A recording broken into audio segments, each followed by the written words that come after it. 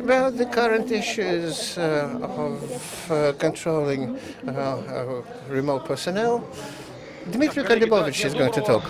Yes, colleagues, good morning. I hope you can see me and hear me well.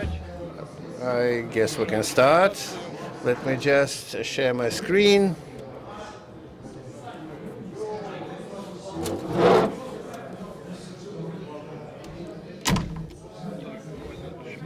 Give me a sec.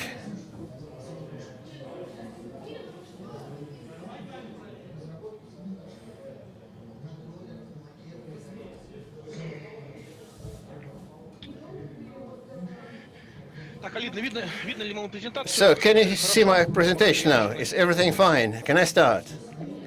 Yes, you can. We can see it. You can start. Again, good morning, colleagues. My name is Dmitry Kandybovich. I'm head of a Russian software development company. And today we're going to talk about keeping track of a workforce working remotely. Firstly, a few stats to describe the problem, then approaches to solve the problem. Then we'll talk about some relevant legal issues. So my colleagues are interested in that, not only ethics and moral part of the thing, but also legislative things. And then we'll go through some pitfalls that we observe in our business. A couple of words about my company. As I said, we're a Russian software development company. We're located in Novosibirsk, in the academic city, a well-known place. We've been in the market for quite a long time, more than 10 years. And we're only doing workforce tracking solutions. Take part in many events. We travel across the country quite a lot. So even this event, which is not part of our core business, but we're quite happy to take part. Our team is not too large. We're about 50, and we're very proud of our gang. We have, people who have formed and shaped long enough to deliver quality products. We provide our solution is certified in VStack, and I'll tell more about that. We cover a lot of endpoints, agents per year.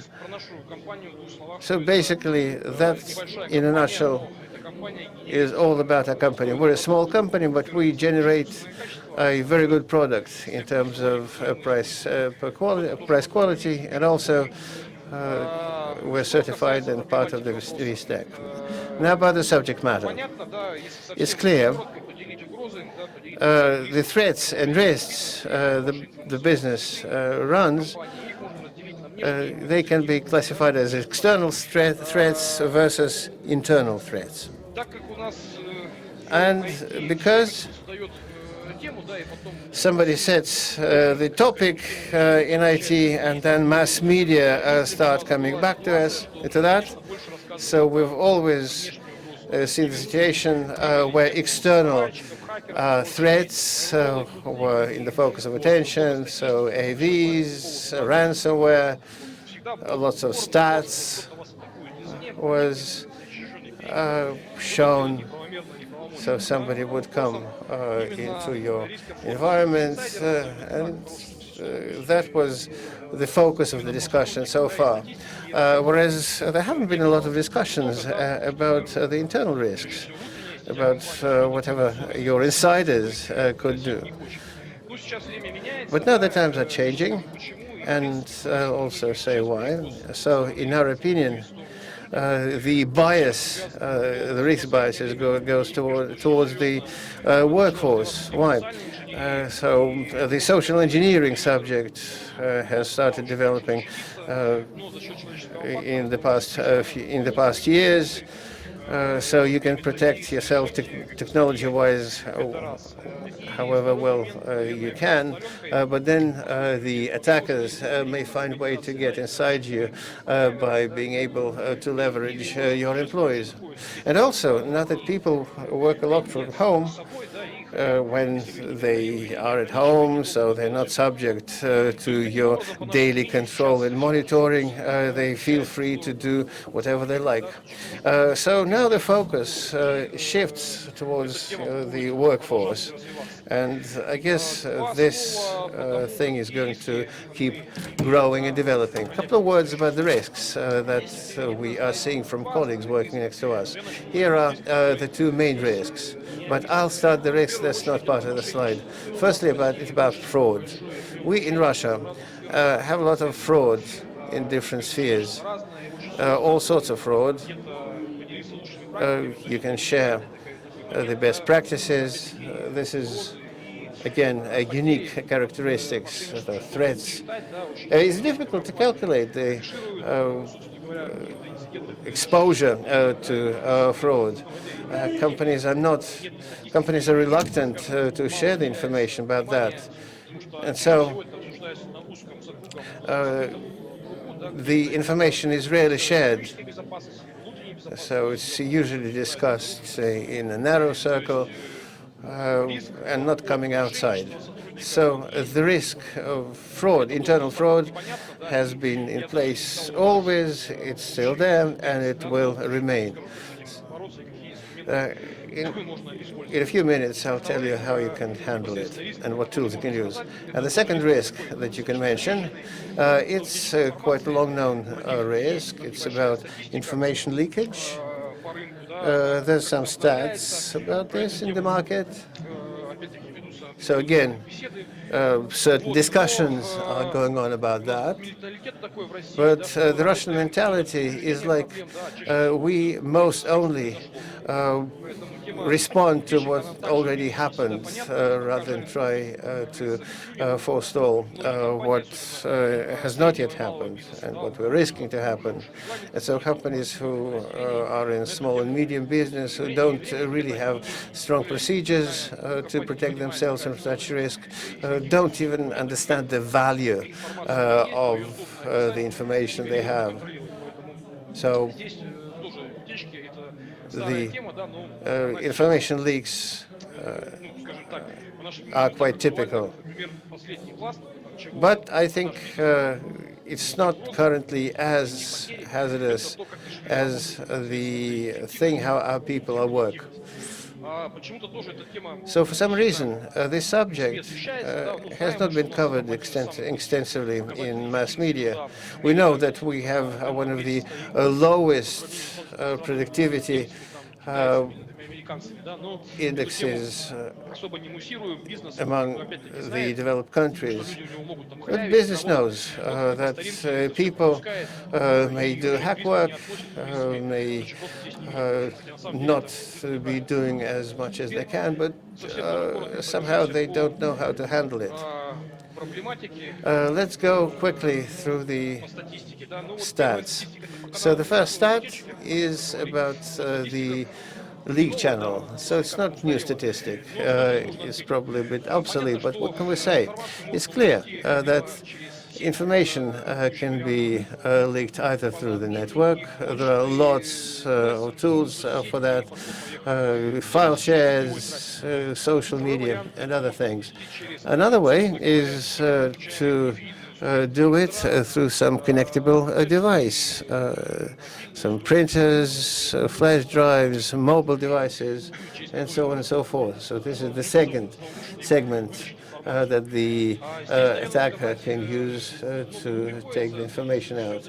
There's not much to say here. Everything depends on which channels are allowed in the organization.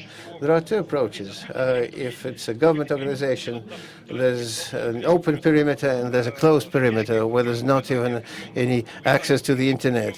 So people are just cutting certain user capabilities and isolate the segment for critical information. This practice is particularly typical of defense organizations and some government organizations. And there are others where everything is allowed, so you can use any communication channels. So the business policy is in just providing the maximum usability for the users. So here the discussion is about blocking or allowing information to go outside, not regarding blocking. Our colleagues have functionalities such as DLP, as content analysis, content-based blocking, where you set up the rules following which the information is analyzed, and either you're getting an alert or a certain document is blocked from being sent. As our experience shows, this method can be applied on a relatively small number of PCs. Why? Firstly, such systems and such methodology has a big drawback in that it issues a lot of false negatives. False positive, I'm sorry.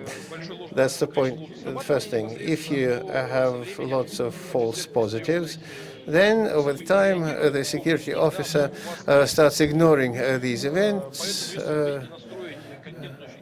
So if you want to set up content filtration and real-time blocking, you need to have a lot of people who, under a certain SLA, will be providing the transmission of information. Oh, you understand that delaying a message or a letter by 5 to 10 minutes is accessible.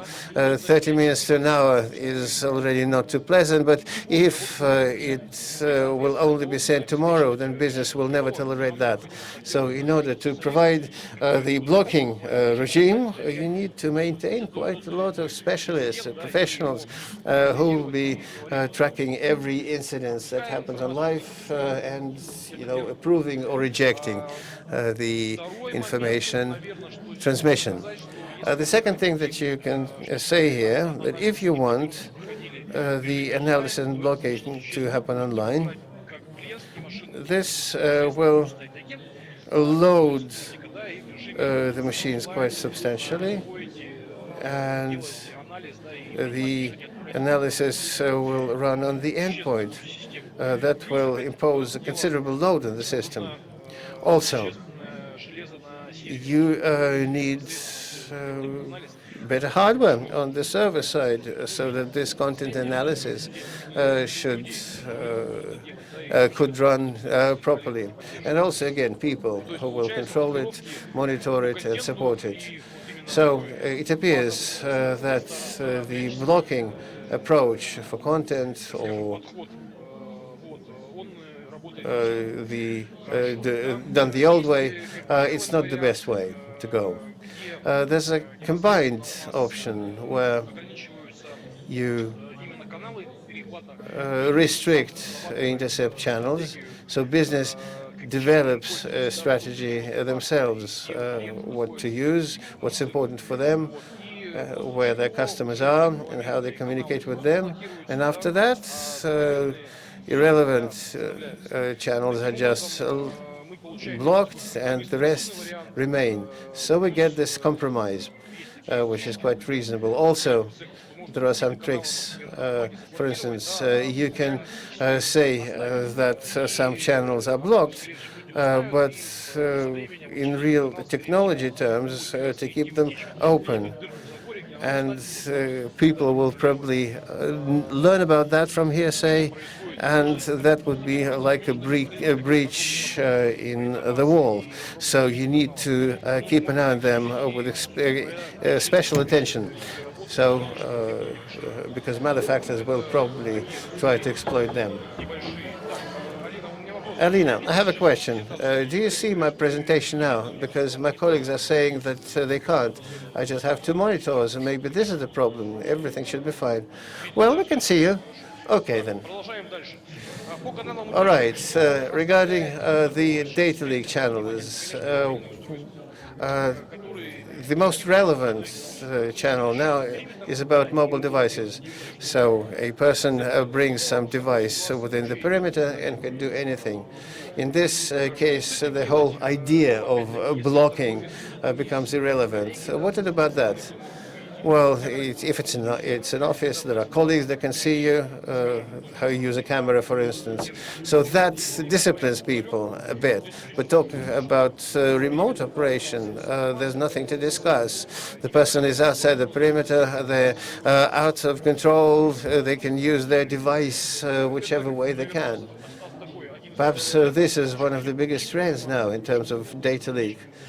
So the leakage starts happening with mobile devices.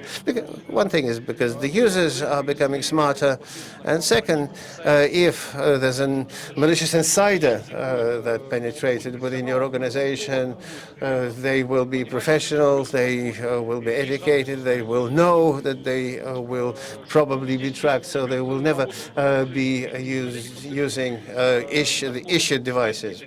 So we see some colleagues of our colleagues are trying to do something about that. We haven't seen a good case there, but let's see what comes up. Here I'm just mentioning that mobile devices are a problem now. So much about data leakage. Now to the question of how much we lose because of the fact that people look like working and in fact aren't.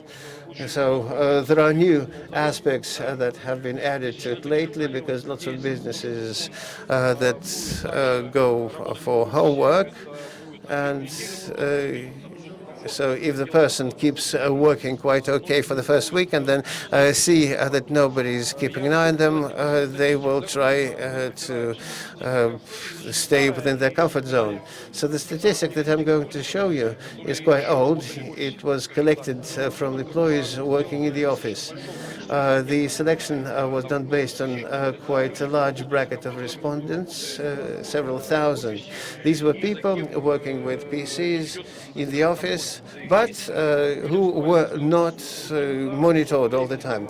So people were asked the question, how much time do you spend in the workplace? And how much time of this do you spend solving your own problems, personal issues? So when we can postpone this slide. When you're talking to a room and you say, hey guys, can you raise hands, those who are workaholics and who are spending 1 or 2 times for personal things? Not maybe absolutely personal, but somehow having to do with work, reading some material, absorbing some new information. So who's spending an hour or 2 for themselves and the rest for the work? So most people in the audience would raise hands, and I myself feel I'm part of this bracket. But when you ask who goes to work doing their own personal things, knowing that they can get away with that, there are usually 1 or 2 hands being raised in the room, but nobody is showing that. Nobody is proud about that. Whereas the actual polls say the situation is almost reverse. We do see that there are some workaholics, 4 to 5%. There are people who spend little time on things not related to their work. They are about a quarter. And then it turns out that we have 29 to 35% who spend half of all the work time on work or even less. So it appears that there are quite a lot of people who believe that it's okay. So the problem with productivity, when you let people to themselves, leave people to themselves at home, is quite a big problem. So what's the statistic now? I must tell you that we felt it even on our own experience. Just for you to understand, 28th of March was the day where we moved to work from home. The first week was very good, or the first month. But in month 2, we started to observe that certain colleagues started showing lower performance. Then we started to try and understand the reasons. Somebody did not have good mood for work. Others started having other problems. people started to arrive at work a bit later on Mondays, leave a bit earlier on Fridays. So the idea was that even if a person was doing things quite well in the first period of time, then as time went by, the performance started to go down. So business understands that something needs to be done about that, to find ways to improve, to optimize. If in the past they did not think hard about improving the employees' performance, but now they just have to.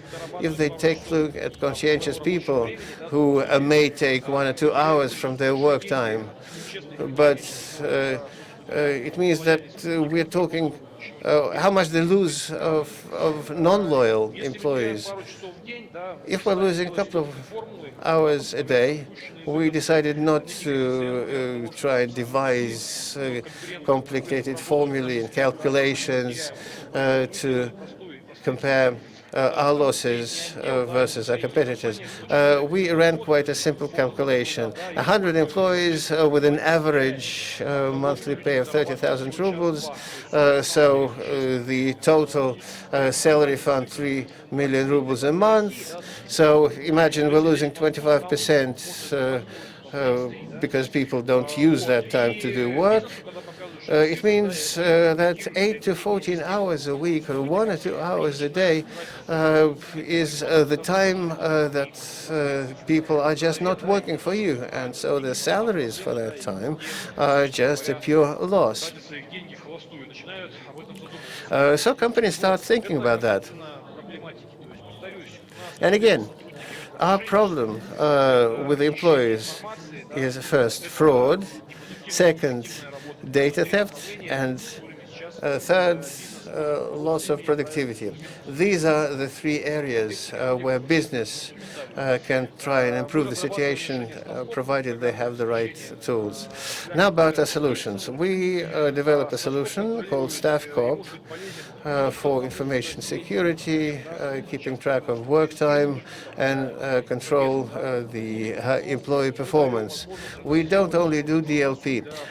We allow analyzing the information collected across several departments. We keep track of the information movement within the company. So that was the Information Security Department as such. The second department, HR, here we can help them keep track of the relevant use of their times. Third, business or commercial security. So the users there would be people who may get interested in specific employees to collect the information they need about that. And finally, it's about IT department. So IT professionals can get certain benefits from using our system to solve their own problems. So we have this suite that covers a whole range of services. This suite allows separating roles. You can easily set it up so that HR would be doing their own things. Info security people would do their own things. Commercial security would do something relevant to them, and so on and so forth. So how does it work technology-wise? We are a client-server application, so there's an agent that's installed on client machines. The agent runs on Windows, Linux, so we don't only support Astra and Russian Linux providers, but also Ubuntu, CentOS, Debian, so any Linux branch is supported. The third platform, Mac. On Mac, the functionality is a bit truncated compared to the previous ones, but the basic functionality is there. So you've installed the agent, regardless of the operating system, and the agent starts collecting the data to the database. The database bases are Postgres, City House. These are free databases, so you don't need to buy Oracle or Microsoft databases. The database is deployed through an ISO image, and again, it's any variety of Linux. Again, Linux is something that you don't need to pay for. So the TCO of the system will be 0. And I'll tell you more about that when I speak about the pitfalls.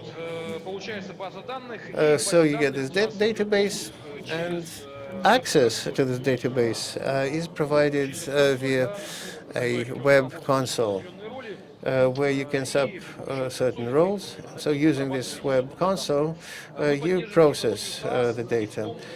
We support the SAS technology, not as part of the concept where you have the server running on your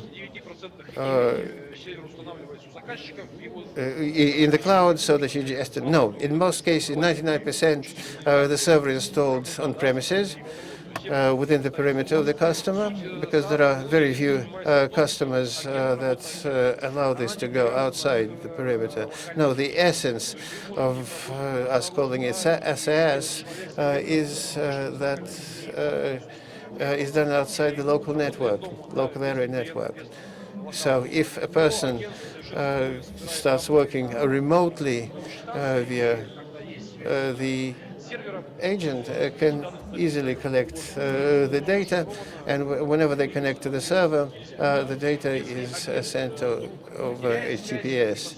If the agent suddenly loses the connection with the server, the agent will start accumulating the data locally, and as soon as connection is recovered, the agent will send the information to the server.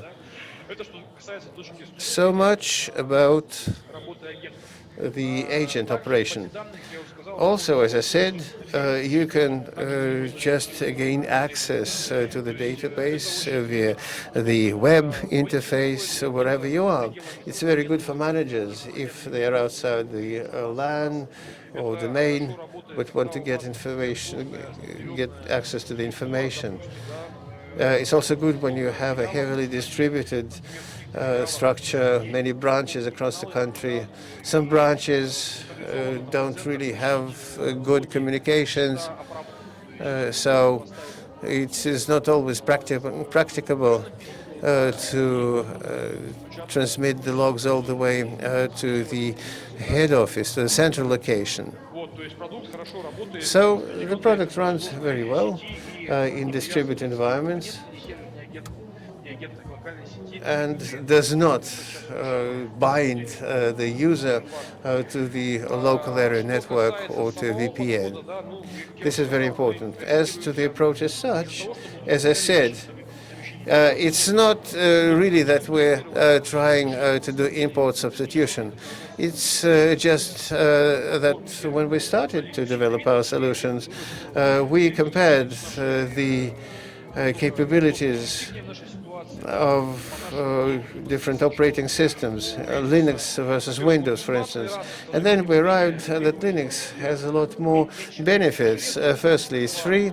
It doesn't pose as stringent requirements to the hardware as Windows. And second, Linux is something that the customer can always take up on their own infrastructure and tweak whichever way they are. And as to Windows, the licenses are quite expensive, the maintenance is also expensive, and so the hardware requirements are quite high. So therefore our server side is installed on Linux in most cases. But please don't be afraid of the word Linux. Some people have fears about Linux, thinking that maybe they'll have to have a lot of proficiency to be able to run it. No, we distribute it on ISO images, and the user doesn't even see that Linux if they don't want to. Whereas those who do understand and those who know how to deal with that, for them it's a big asset. Now let's move. Yeah, I've already discussed how it works. Let's now talk about the product concept. The first thing that we should start with, what kind of data the agent can collect. As I said, we've implemented the DLP functionality. We keep track of all information movements, so whatever we detect is stored in the shadow copy. So the data is passed. We can run a search on this analysis. So we keep an eye on the movement of information within the company. As to blockings, we use label-based rather than content-based blocking approach. So the user can set a label on a certain document or on a warehouse where this information is collected, which application is going to process it and which user it will be available to. So this way you won't be able to see a document sent to the wrong place by a wrong application or seen by a user that is not allowed to see it. So in terms of blocking, this is our approach. This considerably removes the loads, both in data processing and on workstations, and also it makes sure that we have only the minimum, a minimum of false positives. The second thing, we collect a lot of metadata. Metadata includes all the correspondence that the person maintains, messenger interactions, web camera shots. We have quite a comprehensive log, what we can collect. Also, whatever is connected to the computer is also under control, ports, printers, and so on. Why such total control, you will ask? As I said, the whole fraud subject is about the fact that fraud is a very multifaceted thing, and you can't really apply some pattern-based analysis. So fraud is something that an officer, for instance, got a hypothesis that the person is stealing data, and then for this group of risk, they need to collect as much data as they can, analyze it, and from context or subtext text to derive additional information to confirm or reject the hypothesis. So here, the more data the security officer can lay their hands on, the better. This is why we maintain such a comprehensive log, so that we could find anything. So it's quite obvious that the data collection is done through config files. So whatever you think is superfluous, you can easily disable it. For instance, for group 1, you can do this kind of log setup. For group 2, a different one, which would be very basic. And then that will all run based on what you've said. Of course, for the size of data, the biggest role here is played by screenshots, audio, video. So you need to configure the groups differently, using different data collection settings, so as to find the right balance between the resources you use and the goals you achieve. So now I've explained what we collect.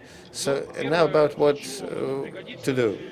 The first thing you can do about that, you now have an archive. I think any business person, any leader will understand that if an accident happened, so where do you come for in the first place?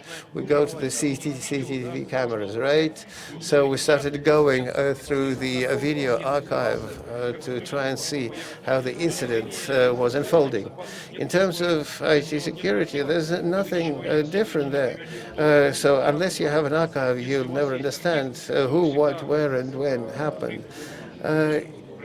But if you do have an archive, you can easily go back in time to find an answer to the question of who did that, under which conditions, whether it was done intentionally or not. So an archive is a very important thing. Two important things. If for the commerce, the liability usually stays within the corporate rules and policies, so people don't understand fully what an incident is. Whenever it comes to a government organization, a public organization, the liability may extend to the criminal investigation. And so administrative liability is a minimum that you can get. So heads of infrastructure in such organizations, for them, this archive would mean that they can shift responsibility from them to the people below them. So this is quite an important tool. But unfortunately, people don't usually think about it early enough. That's the first thing regarding the archive. Another thing is about labor disputes. If you are in a dispute with an employee and you don't have arguments, be sure that it will be very difficult for you to shift the employee from their position. They would, I didn't do that, it wasn't me, I have nothing to do with that. It's very difficult to unravel the situation, but as soon as you have some evidence so that you can unravel timestamps, screenshots, user actions, things like that, and you give the employer, you make them understand that you know something, then it becomes much easier to talk with the person, and the person starts going their part of the way to you. So the evidence archive is also very important in this respect. Now, in addition to the archive, it's clear, even in large companies, large enterprises, quite often, there are not too many security officers. So they don't have a lot of time and have a lot of work on their hands. So the archive that we're offering offers them to roll back time and losing the minimum of their own time to see what has happened, so as to understand what to focus on. So you'll be able to see certain interactions, certain anomalies, outliers, being able to process more information and saving your time. So, having collected this archive, you can visualize it, you can use it to start investigations. That's one kind of thing. Then, based on this archive, you can set up certain alerts to make your work easier by making the system do part of it. You can set up classic alerts based on the information that you're interested in, just like in DLP. Keywords, word combinations, regularly used words, whatever. You just make these settings, then press filter once, and as soon as an incident happens, you are going to receive an alert. Also, doing content analysis, you can set it up based on the events that are of interest to you. For instance, a PC switched on outside working hours, or a USB device being connected, copying started, or a certain app being launched remotely. And again, somebody starts pinging your port. So you can set it all up according to your security policy, and then the system will be automatically run, providing you the information about the incidents that you're concerned about. So the system can work both as an archive and automated identification system. So if you can actually set up an archive at the having widget in mind, and then start receiving the events, and that's it. I told you about the tasks of information security and commercial security. The next question that I'd like to cover is about keeping track of the workforce time usage. So we can do three analyses. Firstly, the discipline. Using the software, line managers and HR, business will learn when people arrive at their workplace, when they leave it. You can find your top performers, your worst performers. So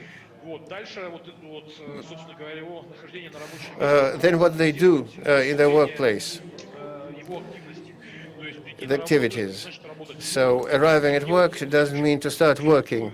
You can use that time doing your own things.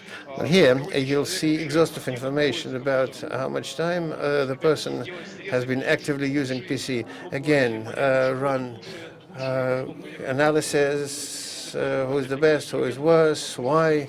This is a tool that will give you the understanding of what people are doing at their workstations.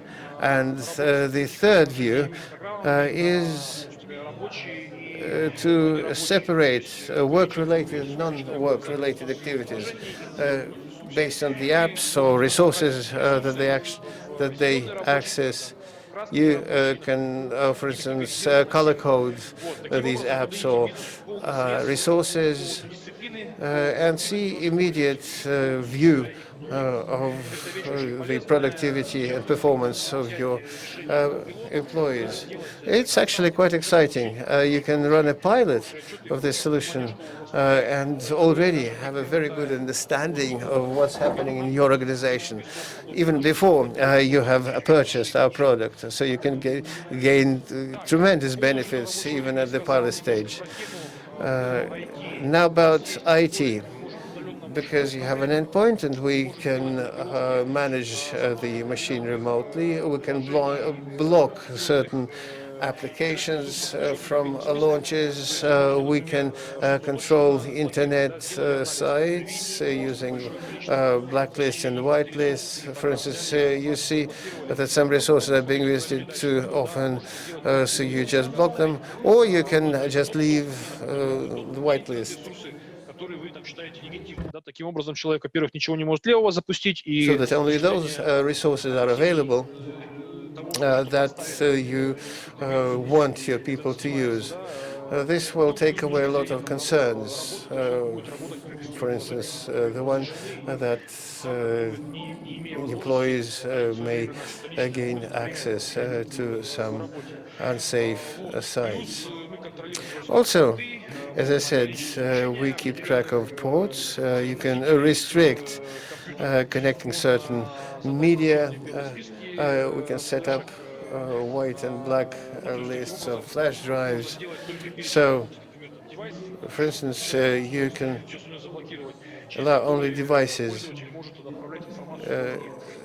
and local devices, blocking any device that they can use to take the data outside.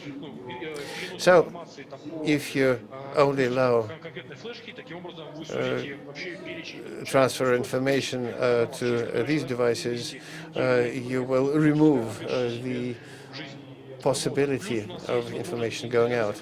Also, we have the asset control, hardware asset control functionality. A colleague started to calculate what licenses they use and how AutoCAD, for instance. And that was done with the simple goal of restricting the license payments. Colleagues, I see that I only have 15 minutes. Let me just say a couple of words about business process control. So we are able not only to control the work discipline of your employees, but we can take a specific application that is of interest to you, regardless whether it's a web app or it's a desktop application, and offer you the analysis of what's happening within this application. This works on the scale effect. Like, for instance, there are organizations with tens of thousands of agents working with specific applications. Here you need to understand where they spend more time, where they spend less time, where they lose time unproductively. So heat maps can be built based on that, and certain things can be optimized. And we can also give you a view of the usage of your enterprise applications. So much about the general part, what products we have, what tools we offer, and what benefits you can get from employee control. Alina, do we have any questions? Or shall I just wrap up maybe 10 more minutes on legal aspects? Or I just don't see the chat. I have two monitors. Do we have questions in the chat? Do I need to comment something? Yes, we have questions. And it would be better if we wrap up sooner. Okay, let me do the last insert. More often than not, colleagues are interested in how it goes in terms of legislation, how to keep track of your employees and not be sued by this employee. It appears, on the one hand, we have the Constitution and the criminal codes that say that we can't control the personal space of an individual. If we do it, we can even be criminally charged if we get some personal data and then use this data to harm the person.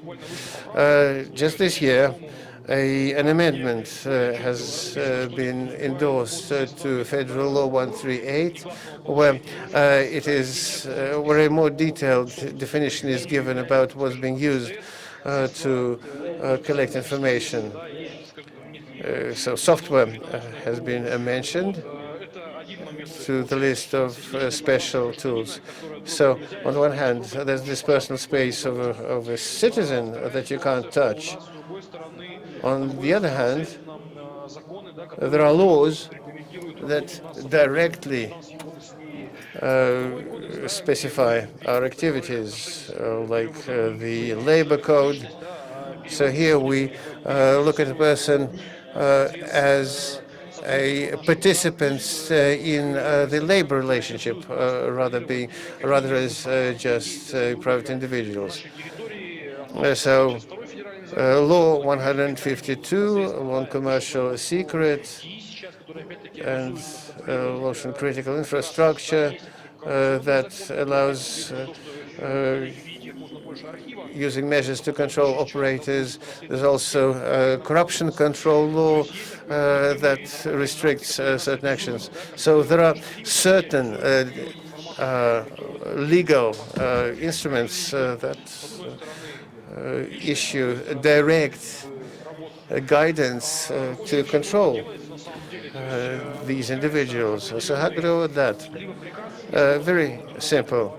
You issue either a certain instruction document or as part of the labor contract, you make sure that there's a clause saying that as part of the law on commercial secret, a law on personal information, the employer must control the tools issued to the employee, the internet, the computer, for instance, the information that moves within the perimeter that they need to protect according to certain regulations.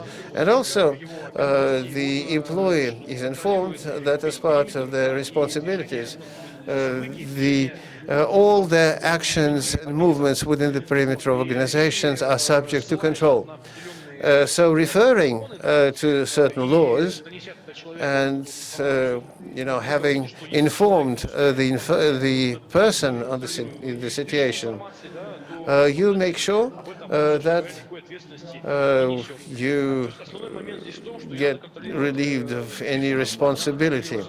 So it's not really about a ban on controlling an individual if they're employees. This is the thing that they talk about in courtrooms. No, what's being controlled is the business process, the inventory, the assets, the tools, and if you formulate it correctly in the document that the person signs to, saying that they're informed and they agree with that, this will allow you to collect all the relevant information in your logs so that investigations can be run. Courts have already have long understanding of what screenshots are, what log files are. So to organize control over employees, you need to make sure that your labor contracts include clauses where you define your business environment and the actions of allowed actions of employees in this business environment. And you're not carrying any liability for using data about your employees if it all happened within this perimeter. But if you are collecting data latently, it's no secret that our products in DLP can work both openly and in latent form.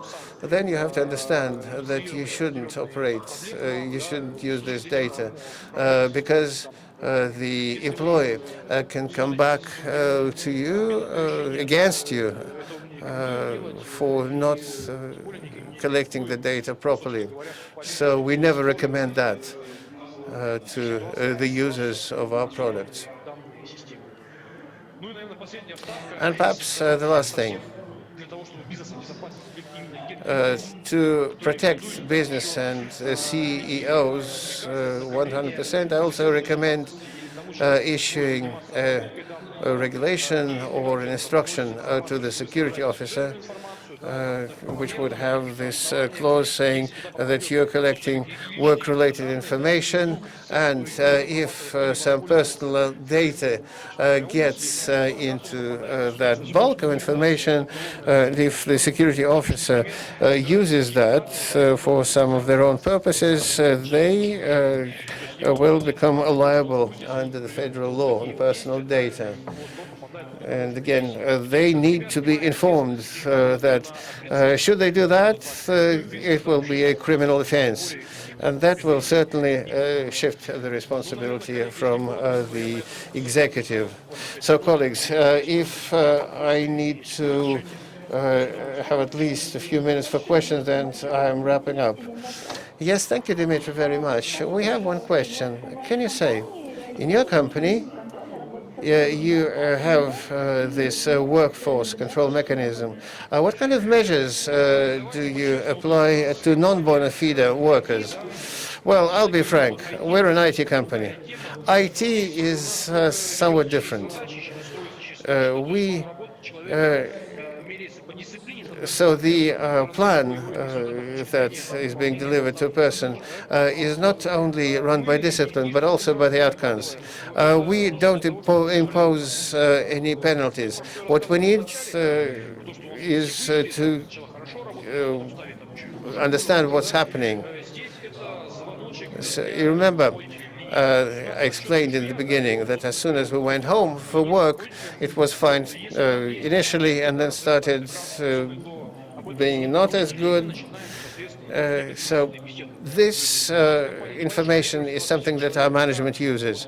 We're not a big company, 50 people, so common sense is more or less enough. So whatever incident happens, then usually it takes a simple conversation or maybe a request for help. So far, it's been mostly done through friendly communication, but based on real evidence. Unless people understand that, and we had a few incidents like that, then we start using, other tools. Like, for instance, we have the fixed amount of payment in our salary scheme, and we have a bonus. So next time the person comes to you for the bonus, and we say, look, you've had these incidents happening, and next time you do that, we are going to, impose fines. So far, we haven't had a fine that we needed to apply. Well, there was a case. There were a couple of cases where some young employees were very close to the brink, but we didn't do that as yet. We're not tyrants. But of course, there are companies who, issue reprimands, who understand that once every few months you need to find the culprit and fire someone with a bang. But we're like a family business, like any IT company. In larger organization, is different. So they use KPIs. And there are some colleagues that some call them butchers. There are shepherds and there are butchers. The butchers are those who want to run, who like to run public executions. And that's the way it goes in their organization. What horrors you're talking about? Many thanks for your presentation. Well, it's not the biggest horror for business. The biggest horror is to pay salaries while not having revenues. And then seeing the employees who would, say, why are you firing me? I have a mortgage to pay and children to feed. So these are normal horrors of our time, unfortunately. Well, thank you very much. Thank you, colleagues. All the best to you. It's been fun. It's been a great pleasure to talk to you.